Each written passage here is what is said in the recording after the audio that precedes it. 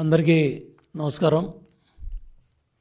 అస్మదీయులకి IAS కట్టబెట్టేందుకు chief secretary Jawahar రెడ్డికి ఇంత ఆత్రం ఎందుకని మేము ప్రశ్నిస్తూ ఉన్నాం.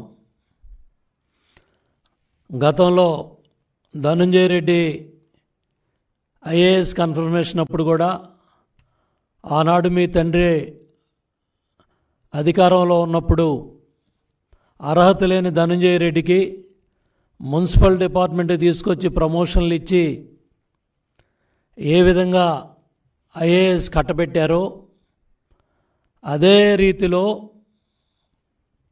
ఈరోజు సీఎంఓలో చక్రం తిప్పుతున్నాడు. ధనన్న ఏదన్నా ధనాన్నే.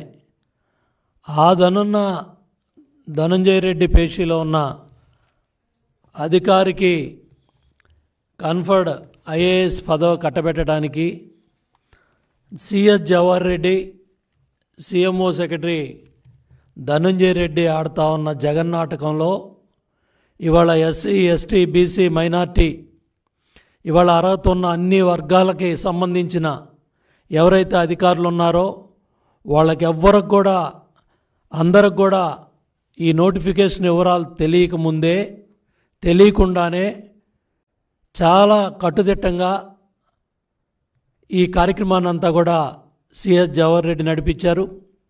దగ్గర 45 రోజుల నుంచి 60 రోజుల వరకు సమయం ఇవ్వాలి నోటిఫికేషన్కి. వివిధ డిపార్ట్మెంట్లో ఉన్న ప్రతి ఒక్క అర్హత ఉన్న అధికారి కూడా దానికి అప్లై చేసుకోవాలి. తర్వాత వాళ్ళ మీద ఏమేం కేసులు ఉన్నాయి, ఏమేం సర్వీస్ ఉంది, ఏమేమి వాళ్ళు రికార్డ్స్ పెట్టారు అవన్నీ కూడా తరోగా. ఎందుకంటే ఒక ఐఏఎస్ ఉద్యోగం ఇచ్చేటప్పుడు కన్ఫర్మేషన్ ఇచ్చేటప్పుడు ప్రభుత్వ శాఖలో ఇవాళ అవన్నీ కూడా చేయాల్సిన పరిస్థితుల్లో ఎన్నికల కోడ్ వచ్చిన తర్వాత కట్టుదిట్టంగా ఏదో ఒక విధంగా ఈ తతంగం అంతా కూడా పూర్తి చేసి తాను అనుకున్న వ్యక్తులకి కన్ఫర్డ్ ఐఏఎస్ పదవులు కట్టబెట్టడానికి జవహర్ రెడ్డి పడిన ఆత్రాన్ని ఇవాళ మీడియా ప్రశ్నిస్తూ ఉంటే ముఖ్యమంత్రి కార్యాలయం నుంచి స్పందన లేదు, సిఎస్ జవహర్ రెడ్డి నుంచి స్పందన లేదు. అడ్డగోలుగా కన్ఫర్డ్ ఐఏఎస్ ప్రక్రియని మీడియా ఘోషిస్తూ ఉంటే ఎందుకు మీరు నోరు తెరవలేకపోతున్నారు? నోటిఫికేషన్పై గోప్యత ఎందుకు? గడువు ఎందుకు తక్కువ పెట్టారు? ఆగమేఘాల మీద జాబితా ఎందుకు రెడీ చేశారు? దరఖాస్తులు స్క్రూటినీ కూడా ఎందుకు సవివరంగా చేయలేదు? పాత జాబితాలో ఉన్న పేర్లు మళ్ళీ ఎందుకు పెట్టారు? ఎన్నికల కోడ్ ముందే ఎందుకు హడావుడిగా కన్ఫర్మ్ చేసేసుకోవాలి, అన్నీ కన్ఫర్మ్ చేసుకోవాలని ఎందుకు ఇంత ఆరాటం పడ్డారో సిఎస్ జవహర్ రెడ్డి రాష్ట్ర ప్రజలకి చెప్పాలి. అస్మదీయుల కోసం ఇంత అడ్డగోలుగా ఇంత ఆత్రంగా చెయ్యాలా అని చెప్పి నేను జవహర్ రెడ్డిని ప్రశ్నిస్తూ ఉన్నాను. ముఖ్యమంత్రి మరి ఈ ఆపద్ధర్మ ముఖ్యమంత్రి కనుసన్నల్లో జగన్నాటకంలో లండన్లో ఉన్న ఆయన ఆదేశాల మేరకు స్వామి భక్తి ప్రకటిస్తూ ఉన్న సిఎస్ జవహర్ రెడ్డి దీని మీద ప్రజలకు సమాధానం చెప్పాలి, సంజాయిషి చెప్పాలి. సిఈసి దీన్ని చర్యలు తీసుకోవాలని చెప్పి కూడా మేము కోరుతున్నాం. ఈరోజు జాతీయ అధ్యక్షులు నారా చంద్రబాబు నాయుడు గారు కూడా ఇవాళ ఎవరైతే అధికార యంత్రాంగం secretary department of personal and training government of ఇండియాలో వారికి ఉత్తరం రాశారు. అట్లాగే చీఫ్ ఎలక్షన్ కమిషన్కి న్యూఢిల్లీకి ఉత్తరం రాశారు. అట్లాగే Avinash Kumar principal secretary AP in charge ఏదైతే ఎలక్షన్ కమిషన్ విధులు చూస్తూ ఉన్నారో ఆయనకు కూడా ఈ ఉత్తరం రాయడం జరిగింది. ఏదైతే హడావుడిగా ఆర్భాటంగా ఇవాళ రాష్ట్ర కేడర్ అధికారులు ఐఏఎస్లను ఎంపిక చేసేందుకు ఇంటర్వ్యూలు నిర్వహించేందుకు ప్రభుత్వ ప్రధాన కార్యదర్శి జవహర్ రెడ్డి ప్రతిపాదనలు పంపటం ఎన్నికల నిబంధనలకు విరుద్ధంగా ఈ కార్యక్రమాన్ని చేపట్టారు. జూన్ 4వ తారీఖున ఎన్నికల ఫలితాలు ఉన్నందువల్ల ఈ పదోన్నతుల ప్రక్రియ చేపట్టడం అనేది సరైన నిర్ణయం కాదని చెప్పి కూడా తెలియజేయడం జరిగింది. అదేవిధంగా ఎవరైతే యూపీపీఎస్సీ చైర్మన్కి కూడా చాలా క్లియర్గా ఈ వివరాలను యూనియన్ పబ్లిక్ సర్వీస్ కమిషన్ చైర్మన్కి కూడా ఈ వివరాలన్నీ కూడా చంద్రబాబు నాయుడు గారు తెలియజేయడం జరిగింది. ఏదైతే మొండితనంతో ఇంటర్వ్యూలు నిర్వహిస్తే పూర్తిగా ఇది ఎన్నికల కోడ్ ఉల్లంఘించినట్టే. ఈ పదోన్నత జాబితాలో ఉన్నవారు కూడా ఎవరైతే ఇవాళ మీరు షార్ట్ లిస్ట్ చేస్తూ ఉన్న 49 మంది అని చెప్తా ఉన్నారో, కమర్షియల్ డిపార్ట్మెంట్లో చాలామంది అర్హత ఉన్న వ్యక్తులు అప్లై చేసుకోవడానికి కనీసం నోటిఫికేషన్ కూడా సచివాలయంలో హెచ్ఓడీలకు కూడా తెలియజేయాల. మీ నోటిఫికేషన్ అంటే ఏ స్థాయిలో అధికార దుర్వినియోగం జరుగుతూ ఉంది, ఏ స్థాయిలో మీరు అస్మదీయుల కోసం పనిచేస్తూ ఉన్నారు, ఏ స్థాయిలో మీ జిల్లా అధికారుల్ని, మీ అస్మదీయుల్ని, మీ బంధుగణాన్ని, మీకు సంబంధించిన వ్యక్తుల్ని తెచ్చుకోవడానికి మీరు ధనంజయ రెడ్డి, జవహర్ రెడ్డి ఎంత ఆరాట పడుతూ ఉన్నారో ఈ వాస్తవాలన్నీ కూడా ఇవాళ మీడియా ద్వారా బయటకు వచ్చాయి. మీరు ఎవరైతే ఇవాళ షార్ట్లు ఇచ్చే 49 మంది వచ్చారని చెప్తున్నారో ఆ 49 మందిలో మీకు కావాల్సిన వాళ్ళని, మీ అస్మదీయుల్ని, మీ జిల్లా వ్యక్తులకు మెజార్టీ నెంబర్ ఇచ్చి దగ్గర 10 మందిని ఎంపిక చేశారు. అతి తక్కువ సమయంలో, ఎటువంటి నిబంధనలు కూడా పాటించకుండా, ఎటువంటి ఎన్నికల నిబంధనలు ఏ లెక్క పెట్టే పనే లేకుండా అడ్డగోలుగా ఈ 10 మందిలో 5 మంది మీ సొంత జిల్లా, మీ సామాజిక వర్గానికి సంబంధించిన వాళ్ళని, మీ జిల్లాకు సంబంధించిన వాళ్ళని 10 మందిలో 5 ఉన్నారు. 49 మందిలో 10 మందిని ఏరారు.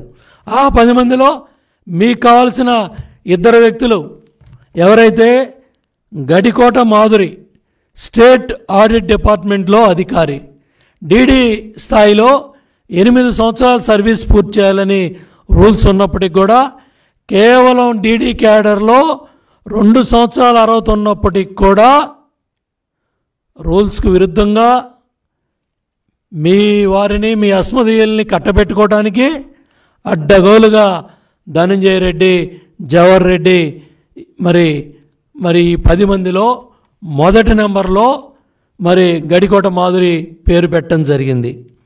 అదేవిధంగా గ్రూప్ ఏ రెండో వ్యక్తి కూడా మీకు సంబంధించిన వ్యక్తినే రెండో వ్యక్తిగా కూడా పెట్టుకోవడం జరిగింది. నేల కంటారెడ్డి, గతంలో అనిల్ రెడ్డి. గతంలో కూడా కన్ఫర్డ్ ఐఏఎస్లకి జరిగిన ఈ ప్రక్రియలో అప్పుడు కూడా జగన్మోహన్ రెడ్డి కనుసన్నల్లో అడ్డగోలుగా ధనంజయ రెడ్డి పేషలో పనిచేస్తూ ఉన్న నీలకంఠారెడ్డి నియామకంలో ఇదే విధంగా అడ్డగోలుగా కార్యక్రమాలు నడిపారు. అలాగే ముఖ్యమంత్రి ఇవాళ ఏదైతే ఆపధర్మ ముఖ్యమంత్రి పులివెందుల అక్కడ స్పెషల్ ఆఫీసర్గా పనిచేస్తా ఉన్న అనిల్ రెడ్డి నియామకంలో కూడా గతంలో కూడా ఈ కన్ఫర్డ్ ఐఏఎస్ పోస్టులు కట్టబెట్టడంలో చాలా అడ్డగోలుగా ఈ దుర్మార్గాలకి మీరు పాల్పడటం జరిగింది. ఇవాళ ఈ అడ్డగోలుగా చేసుకున్నారనే కాబట్టే ఇవాళ మీరు ఇంత మొండితనంగా దేపముండగానే ఇల్లు చక్కబెట్టుకోవాలి, దేపముండగానే పదవులన్నీ పూర్తి చేసుకోవాలి, మళ్ళీ ప్రభుత్వం రాదనే నమ్మకం పూర్తి స్థాయిలో మీకు ఉండబట్టే మళ్ళీ ఈలోపే ఈ కార్యక్రమాలన్నీ పూర్తి చేస్తే యూపీఎస్సీకి కూడా అడ్డగోలుగా ఎన్నికల కోడ్ ఉన్నప్పటికీ కూడా ఇంటర్వ్యూలు పూర్తి చేయాలని మీరు ఉత్తరాలు రాయటం, వాళ్ళు మందలేయటం అయినప్పటికీ కూడా మీరు తగ్గకుండా ఈ నియామకాలన్నీ కూడా పూర్తి చేయాలని మరి అడ్డగోలుగా జవహర్ రెడ్డి ఈ కార్యక్రమాలన్నీ కూడా మరి ముందుకు నడిపిస్తూ ఉన్నాడు. అందుట్లో కూడా ఇక్కడ ఎవరైతే ఈ 10 మందిలో కూడా 5 మందిని మీ జిల్లా నుంచి తీసుకున్నారో, మీ వాళ్ళని తీసుకున్నారో, అట్లాగే మిగతా వాళ్ళకి అన్యాయం జరిగి వాళ్ళు మొత్తుకుంటున్నా వాళ్ళు తెచ్చి గడువు లోపలే అయ్యా మాకు తెలియలేదు ఇవాళ తెలిసిందని వచ్చినప్పటికి కూడా ఏ మాత్రం కూడా లెక్క పెట్టకుండా నిర్దాక్షిణ్యంగా అర్హులైన వాళ్ళని పక్కన పెట్టేసి మీరు ఇవన్నీ కూడా కట్టబెట్టే కార్యక్రమాన్ని చేస్తున్నారు. కాబట్టి జూన్ 4న ఎన్నికల ఫలితాలు వస్తూ ఉన్నాయి కాబట్టి కొత్త ప్రభుత్వం అధికారంలోకి వస్తుంది కాబట్టి ఏదైతే జూన్ 7వ తారీఖున జరిగే ఎన్నికల ప్రక్రియను కూడా వాయిదా వేయాలని, పునఃపరిశీలించాలని, పారదర్శకత ట్రాన్స్పరెన్సీ లేకుండా సిఎస్ జవహర్ రెడ్డి, ధనంజయ రెడ్డి ముఖ్యమంత్రి కార్యాలయం, చీఫ్ సెక్రటరీ కార్యాలయం ఏకపక్షంగా ఈ నిర్ణయాలన్నీ తీసుకొని ఏకపక్షంగా మరి 49 మందిలో 10 మందిలో గతంలో ఉన్న వాళ్ళని 2-3 తనకు కావాల్సిన వాళ్ళని పెట్టుకొని ఈ ప్రక్రియ అంతా పూర్తి చేసి మరి యూపీఎస్సీకి ఇవన్నీ పంపించారు కాబట్టి ఇది పారదర్శకంగా జరగలేదు కాబట్టి, ట్రాన్స్పరెంట్గా జరగలేదు కాబట్టి ఈ రూపొందించిన జాబితాని పునఃపరిశీలించాలని, పదోన్నతుల అంశాన్ని జూన్ 7 తర్వాతే చేపట్టాలని కూడా చంద్రబాబు నాయుడు గారు యూపీఎస్సీ చైర్మన్కి ఉత్తరం రాయడం జరిగింది. ఎవరైతే అర్హత ఉన్నారో, ఎవరైతే ఎస్సీ, ఎస్టీ, బీసీ, మైనార్టీ అన్ని వర్గాలకు సంబంధించిన అర్హత ఉన్న అధికారులకి ఈ కన్ఫర్డ్ ఐఏఎస్ పోస్టులో, ఈ 2 పోస్టులో న్యాయం జరగాలని చంద్రబాబు నాయుడు గారు రాసిన ఉత్తరం కూడా ఇవాళ మీడియాకి, ప్రజలకి మరి ఇవన్నీ కూడా బయట పెట్టడం జరిగింది.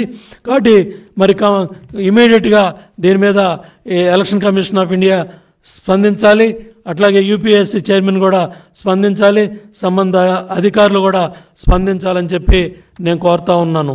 ఎందుకంటే ఈ ప్రక్రియ జవహర్ రెడ్డి కంప్లీట్గా ఇవాళ ఎలక్షన్ ప్రక్రియ పూర్తయ్యి అడ్డగోలుగా మాచర్లో జరిగింది ఏంటో మనం చూసాం, తాడిపత్రిలో జరిగింది ఏంటో మనం చూసాం, చంద్రగిరిలో జరిగింది ఏంటో చూసాం.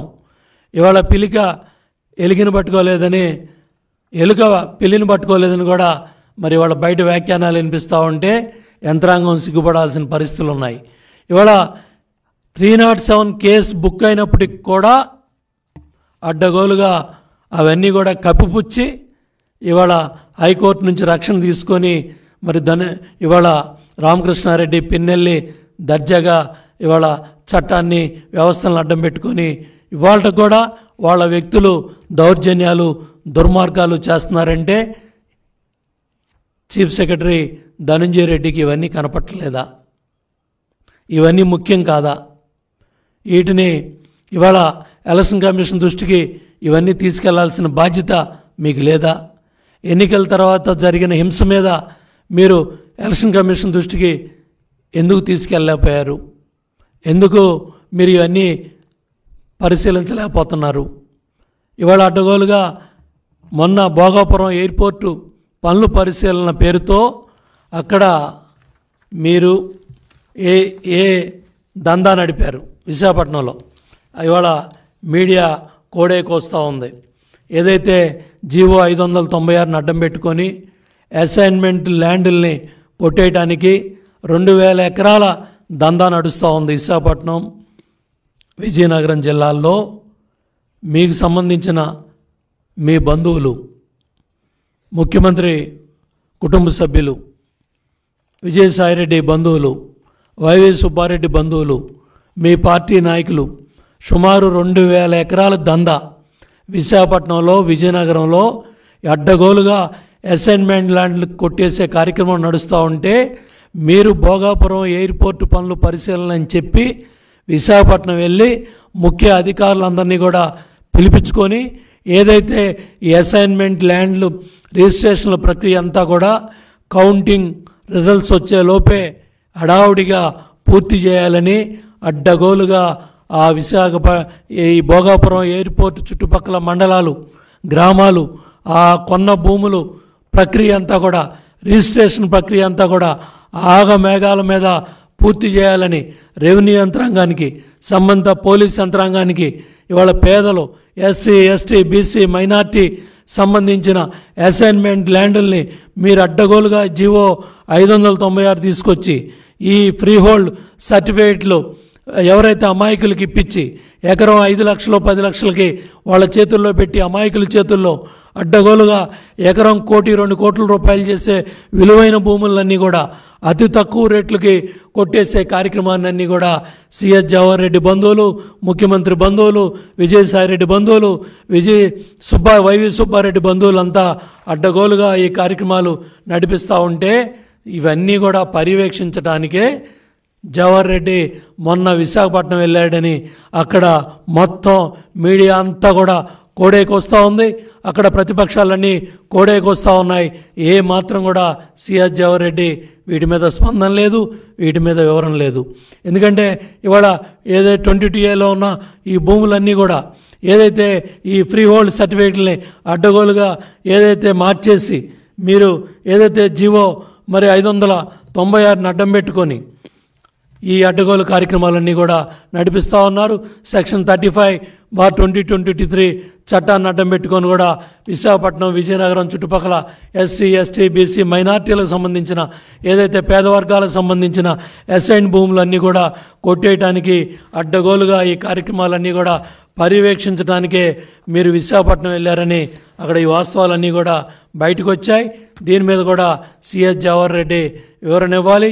ఇవన్నీ కూడా దృష్టిలో పెట్టుకొని ఏదైతే మేము సిఇఓకి గత 10 రోజులుగా ఇవన్నీ కూడా తెలియజేస్తూ ఉన్నాం.